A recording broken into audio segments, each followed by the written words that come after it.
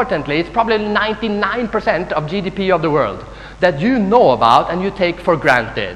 Now, for God's sake, Pakistan, stop looking so much inward into your country. This is the country's biggest problem. You're looking inward, inward, inward. We have all those problems in Pakistan. I've never been to a country where more people come up to me and say, what do you think about Pakistan? It's not as bad as it looks, right? Couldn't care less. If you're a creative person, you should create great stuff, and you should create great stuff for the world. That's how you should think. Good luck with that, and thank you very much.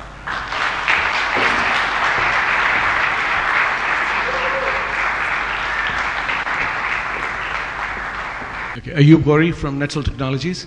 I have a question. Recently, I was in a lecture where a presenter, a very highly esteemed presenter, was saying that internet has made other medium irrelevant. I personally don't agree with that, because I believe there are two ways we reach our audience. One is airwaves, which is radio, television, internet and other medium, and the other is below the line.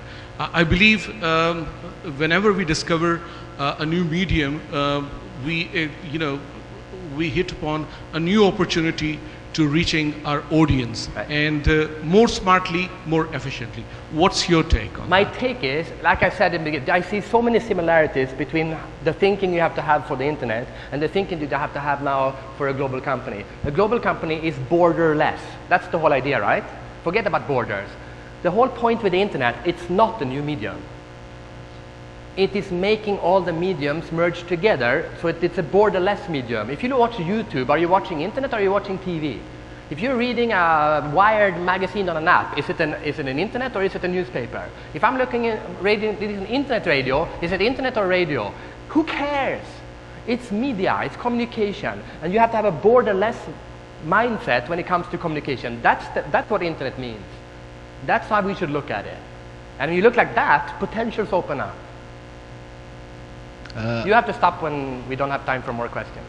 Okay? Just a quick question. When you talk about creativity defining the way businesses are going global in today's day and age, I'd like to give a different perspective. If you talk about Unilever, they had hundreds of brands. They brought it down in the late 90s, and they went for a global focus on certain brands, and let's say 5 or 6 brands behind which they would place all their advertising and marketing spend on.